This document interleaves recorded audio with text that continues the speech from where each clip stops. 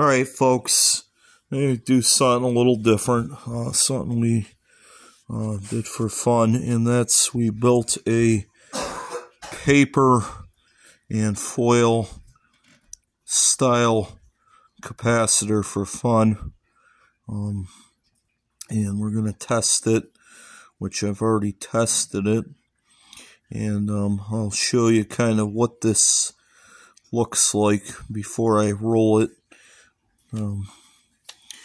There's our plate that we glued on. You can glue it, tape it. Glue's probably better. There's our end. There's our other plate. There's our paper.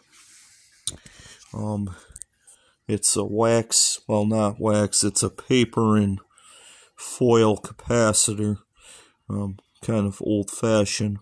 We're probably going to add wax to these as well to help seal them in. But the way I do it is I take paper. This is like drawing paper, and I cut it. And I cut aluminum foil, and I glue the foil on, or you can tape it on.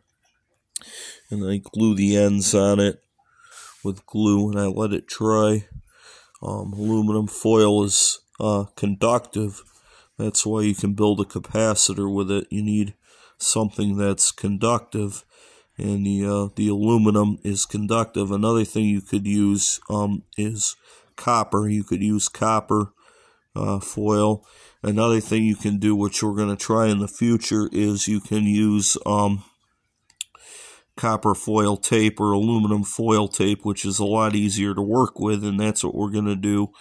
You can use different kinds of paper. You can use fish paper, drawing paper like I did, or on this one we tried newspaper just to see if it would work, and it does. But you can do it, and then you roll it up to the shape of the capacitor you want. The more material you use and the bigger it is, obviously the higher the voltage and all that will be. Now, I do not know what the voltage of this capacitor is, but I do know what the microfarad of this capacitor is.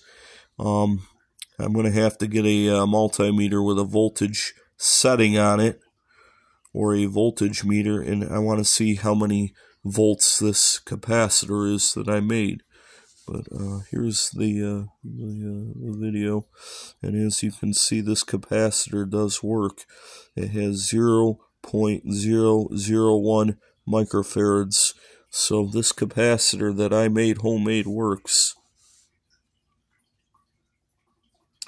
as you can see. So that's it. You can make your own style paper capacitors. I may do oil ones too. You can use mineral oil or whatever oil you desire to use, and you can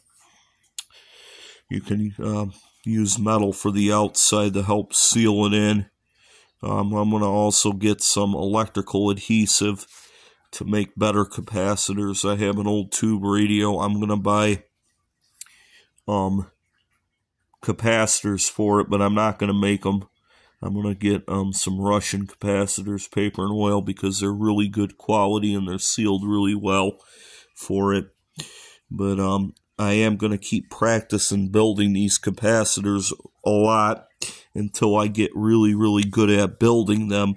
And the next radio I work in the future after this radio, if this one goes well, I'm going to put my own homemade capacitors in it.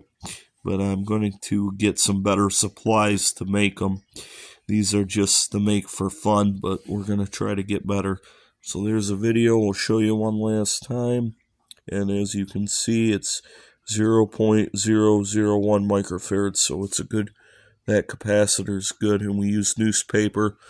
You can use newspaper, fish paper, whatever paper you want to use. The thinner the paper, the easier it is to work with. The thicker the paper, the harder it is to roll it. So something to keep in mind. So alright, there you go. There's a quick video on the capacitor I made. And I'm going to probably dip it in some wax and get some cardboard out. Maybe we'll do a video and show you what it looks like when it's sealed up. I also have glass ends. I just haven't gotten them yet.